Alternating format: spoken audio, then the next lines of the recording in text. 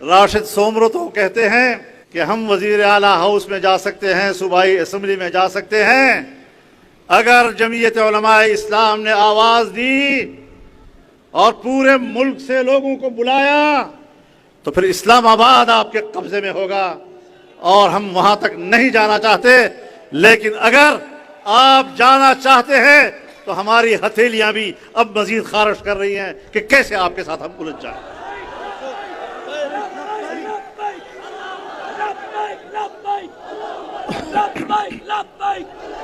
لبیک لبیک لبیک لبیک لبیک لبیک، قائد تیرا ایک اشارہ، قائد تیرا ایک اشارہ۔ عوامی مینڈیٹ کوئی ریوڑیاں نہیں کہ آپ سندھ میں کسی کو دیں، بلوچستان میں کسی کو عطا کریں، پنجاب میں کسی کو عطا کریں، خیبر پختونخوا میں کسی کو عطا کریں۔ عوام کی سوچ اور الیکشن کا نتیجہ اس سے مختلف اب مزید نہیں چلے گئے۔ میرے محترم دوستو، ہم امن کی آواز ہیں اور ہر پاکستانی کا دل امن کا متلاشی ہے۔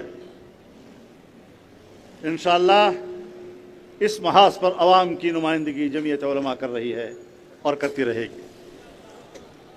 میرے محترم دوستو، جمعیت علماء اسلام نے محبت کو فروغ دیا ہے۔ فرقہ وارانہ عصبیت ہو یا قوم پرستانہ نفرتیں ہوں، جمعیت علماء اسلام نے ہر صوبے، وہاں کے عوام اور وہاں کے بچوں کے حقوق کی بات کی ہے اور ان کے حقوق کے لیے لڑنے کا فیصلہ کیا ہے، لیکن پوری قومی وحدت کے ساتھ اور قومی محبت کے ساتھ، باہمی ہم آہنگی کے ساتھ ہم نے اپنا منشور پھیلایا ہے۔ میرے محترم دوستو، یہ سلسلہ جاری رہے گا۔ مجھے یہ بھی معلوم ہے کہ ہمارے ملک کی مقتدرہ اور ان کی ایجنسیاں جمعیت کی آواز کو غیر مؤثر بنانے کے لیے کیا کیا حربے استعمال کرتی ہے۔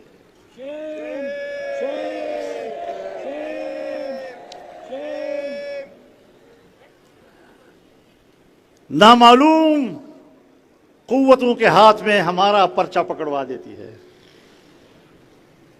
لیکن پبلک جانتی ہے، عوام کا شعور بیدار ہے، قوم اپنے خیر خواہ کو پہچاننے لگی ہے۔ ہم نے امن کا پرچار کیا ہے، ہم نے محبت کو فروغ دیا ہے،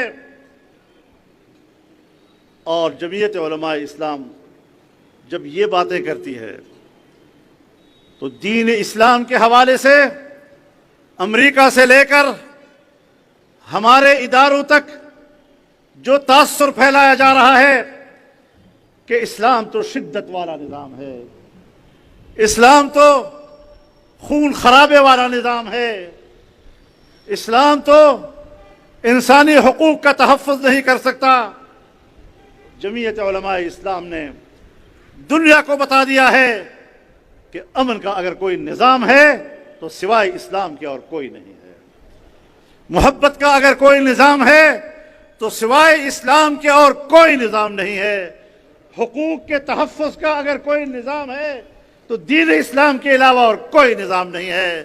ہم نے پاکستان کے مکاتب فکر ہوں، صوبے ہوں، قومیتیں ہوں، ان کے برابر کے حقوق کی بات کی ہے اور کبھی نفرتوں کی بنیاد ڈال کر قوم کو آپس میں نہیں لڑایا۔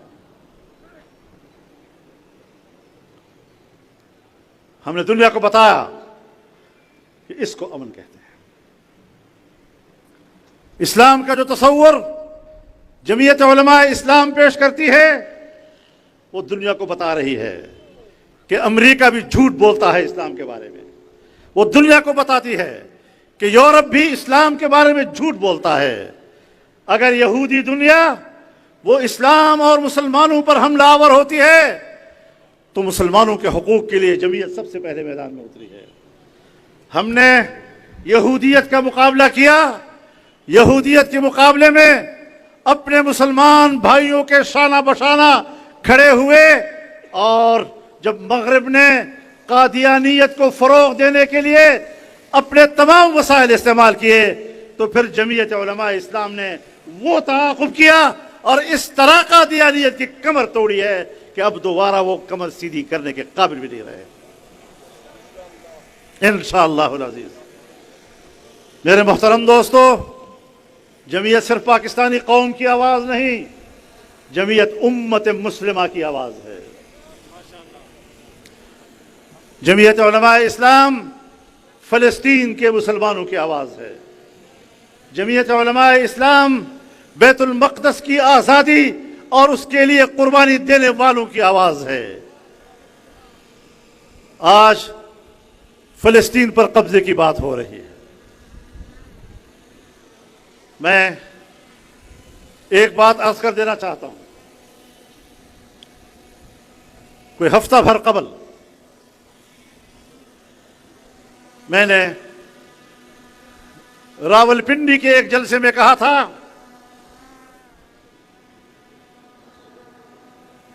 کہ اسلامی دنیا کے درمیان ایک اسلامک بلاک ہونا چاہیے۔ یہ بات میں نہیں کہہ رہا ہوں، یہ جمعیت علماء اسلام کا منشور ہے۔ پوری دنیا کے حکمرانوں کے لیے ایک پیغام ہے، امت مسلمہ بکھری ہوئی ہے، امت مسلمہ ایک دوسرے کے مقابلے میں ہے، اور جب تک ہم ایک دوسرے کے مقابلے میں ہیں دنیا ہمیں غلام بنائے گی۔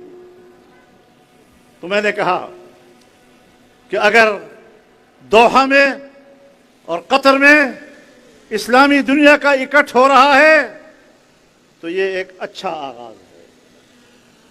لوگوں نے اسلامی کانفرنس سے بڑی توقعات وابستہ کی، اور عام آدمی آج کے حالات میں حق رکھتا ہے کہ اسلامی دنیا کی قیادت سے توقعات وابستہ کرے، لیکن ہم سیاسی لوگ ہیں، ہم دنیا کے حالات سے واقف ہیں، ہمیں کوئی بڑی توقعات نہیں تھی، لیکن اسلامی بلاک کی طرف جانا اس کے لیے پہلا قدم ضرور ہے، اور ہم اس کی حوصلہ شکنی کرنے کے بجائے اس کی حوصلہ افزائی کریں گے، یہ آگے بڑھے۔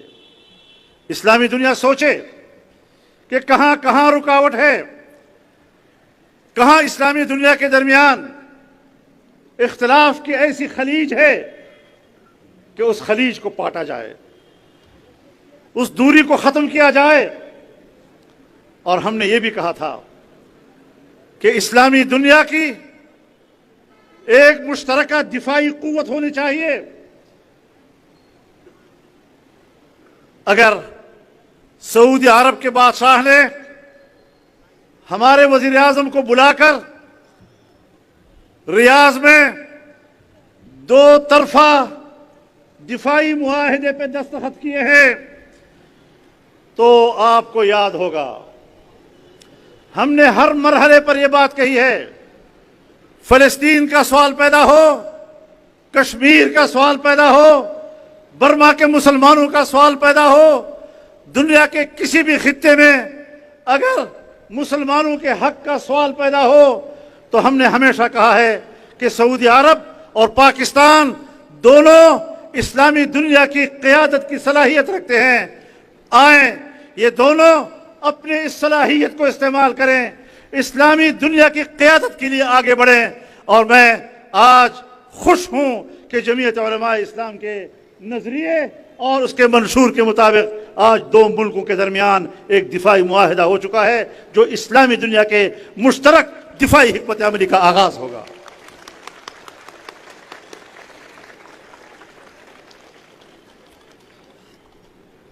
سارے منازل بیک وقت طے نہیں ہوتے،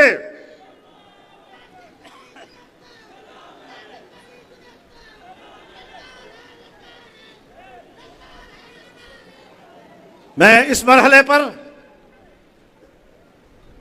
غزہ کے مسلمانوں کی بات کروں گا، فلسطین کی آزادی کی بات کروں گا، اور میں ایک بات کہنا چاہتا ہوں پاکستان کے حکمرانوں سے بھی اور سعودی عرب کے قابل احترام حکمرانوں سے بھی،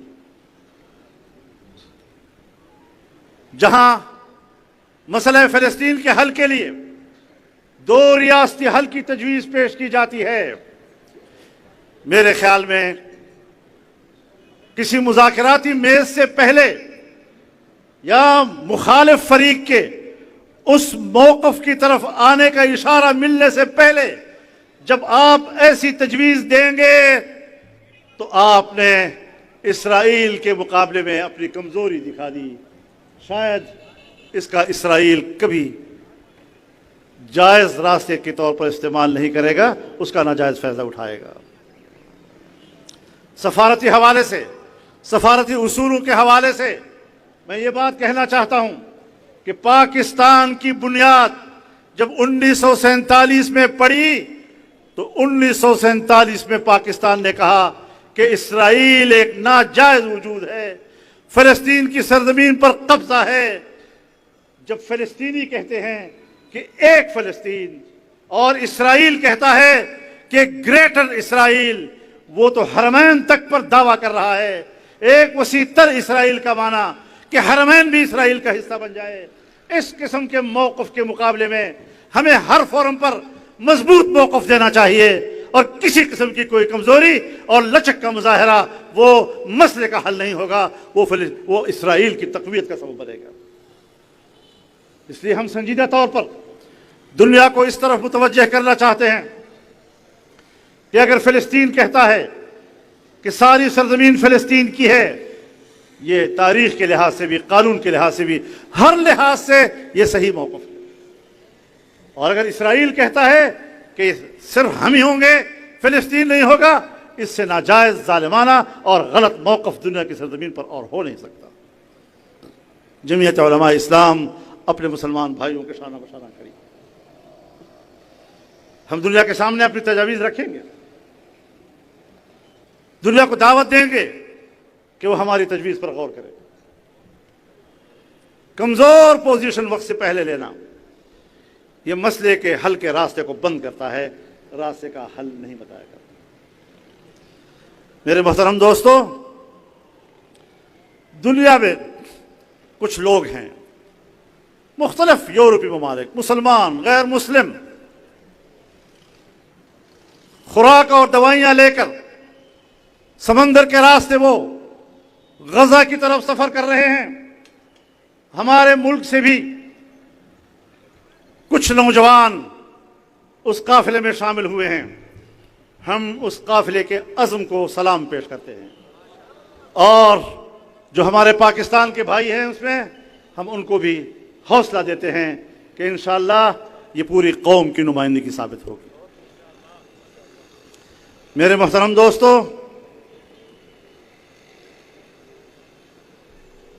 جمعیت علماء اسلام نے ہمیشہ ملک کی بہتر معیشت کی بات کی ہے۔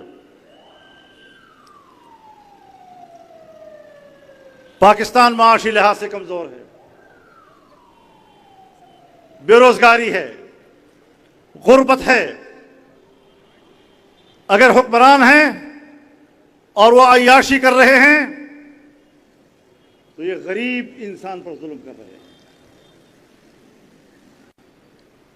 تنخواہیں نہیں ہیں، بجٹ آتا ہے 10% حصہ مفت میں مسلح گروپوں کو ملتا ہے۔ یہ ہے دہشت گردی کے خلاف جنگ۔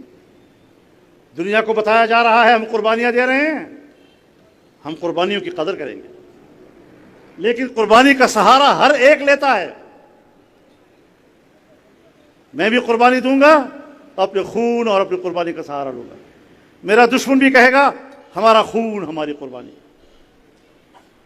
لیکن مسئلہ یہ نہیں ہے، مسئلہ یہ ہے کہ ایک طرف ہم دہشت گردی کے خلاف جنگ لڑ رہے ہیں اور دوسری طرف میرے ملک کے جائز بجٹ کا 10% حصہ بڑے آرام کے ساتھ مسلح گروہوں کے حوالے کیا جاتا ہے۔ یہ کیا جنگ ہے؟ کسی کے گھر میں کھانا کھا لے، گھر والوں کو پکڑ دیں، کسی کے بیٹھک میں چائے پی لیں، گھر والوں کو پکڑ لیتے ہیں، آپ نے چائے کیوں پلائی، آپ نے کھانا کیوں کھلایا؟ ایک غیر مسلح آدمی، غریب انسان، ان مسلح لوگوں کو جب ان کے سر پہ کھڑے ہو جائیں کیسے انکار کریں؟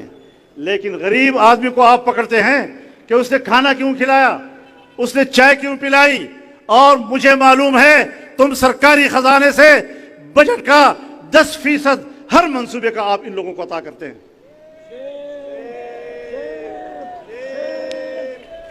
ہم آپ کی جنگ پر کیسے اعتماد کریں؟ میں عام پاکستانی ہوں، میں جب اس منظر کو دیکھ رہا ہوں تو میرے ذہن میں سوالات اٹھتے ہیں، اور وہ جائز سوالات ہیں۔ عام آدمی کے جائز سوالات کا تمہیں جواب دینا ہوگا۔ اور میں یہ بھی کہتا ہوں، ہم سیاسی لوگ ہیں، ہم ملک کے ساتھ کھڑے ہیں، ہم پاکستان کے آئین اور قانون کے ساتھ کھڑے ہیں، ہم ملک کی پارلیمنٹ کے ساتھ کھڑے ہیں، تمام مدارس، تمام مکاتب فکر وہ پاکستان کے ساتھ کھڑے ہیں۔ لیکن اگر کسی طرف سے مذاکرات کی پیشکش آتی ہے تو اس کو سنجیدگی سے لیا جائے۔ ہم ریاست کی بالادستی چاہتے ہیں۔ جس نے بھی آئین اور قانون کو اپنے ہاتھ میں لیا ہے، ہم علی الاعلان کہتے ہیں کہ آئین اور قانون کو ہاتھ میں لینے کا تمہارا کوئی حق نہیں بنتا۔ بندوق ہاتھ میں ہے، پہاڑ میں چلے گئے، اب تم جس کو قتل کرو تمہیں جہاد کہا جائے، ایسی بات بھی نہیں ہے۔ لیکن اگر مذاکرات کے ذریعے مسئلے کے حل کی تجویز آتی ہے تو میں ریاست سے کہنا چاہوں گا کہ آپ اس کو سنجیدہ لیں، اور اگر مسئلے کا کوئی پرامن حل سامنے آتا ہے تو اس طرف ہمیں ضرور بڑھنا چاہیے۔ لیکن ریاست کے مقابلے میں ریاست نہیں، ریاست کے اندر ریاست نہیں، قانون اور آئین کے تابع مذاکرات اور مسئلے کا حل، یہ جمعیت علماء اسلام کا نظریہ ہے، اور ایسی تجاویز کو سنجیدگی سے لیا جائے۔ تو میرے محترم دوستو، آج ان حالات میں یہ سفر یہیں رکا نہیں ہے۔ انشاءاللہ چاروں صوبوں میں عوام کے اس طرح مارچ ہوں گے، کاروان ہوں گے، اور پوری قوم کو ایک صف پر لانے کے لیے جمعیت علماء اسلام اپنی توانائیاں بھرپور طور پر لائی۔ ہم قوم کو ایک دیکھنا چاہتے ہیں، ہم فرقہ وارانہ منافرت کے خلاف ہیں، ہم پاکستان کے تمام شہریوں کو برابر کی حیثیت دیتے ہیں، ان کے حقوق کا تحفظ چاہتے ہیں، اور ملک کے اندر یکجہتی کی فضا پیدا کرنا چاہتے ہیں۔ لیکن یہ ضرور ہے کہ اگر حکمران ہیں تو حکمران بھی تو سیدھے چلے نا۔ تو اگر حکمران سیدھے نہیں چلیں گے تو پھر ہماری بھی ذمہ داری ہے کہ ہم ان کو سیدھے راستے پہ لائیں۔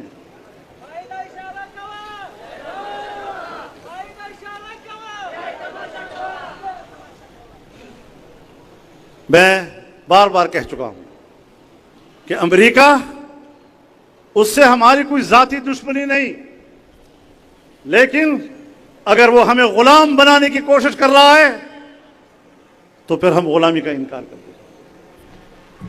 اگر اس نے افغانستان پر حملہ کیا، اگر اس نے عراق پر حملہ کیا، اگر اس نے لیبیا پہ حملہ کیا، آج اگر وہ اسرائیل کو سپورٹ کر رہا ہے تو جمعیت علماء اسلام ان اقدامات کے پہلے بھی خلاف تھی اور آج بھی خلاف تھی۔ اور اگر وہ انصاف کے راستے پہ آتی ہے، ہر قوم کے حقوق کو تسلیم کرتی ہے، اس کا احترام کرتی ہے، اس کا تحفظ کرتی ہے، ہمیں اس نظریے سے کوئی جنگ نہیں ہے۔ لیکن انشاءاللہ آپ کا دباؤ ہوگا، تحریک آگے بڑھے گی تو انشاءاللہ العزیز یہ ساری قوتیں آپ کے سامنے جھک جائیں گی۔ اللہ تعالی جمعیت علماء اسلام کو کلمہ حق کی سربلندی کے لیے آواز اٹھانے کی توفیق دے، عوام کے حقوق کے لیے جد و جہد کی اللہ ہمیں توفیق عطا فرمائے۔ انشاءاللہ ہم حق پر ہیں، ہم حق کے ساتھ ہیں، اور حق کو فتح حاصل ہوگی، باطل شکست کھائے گا۔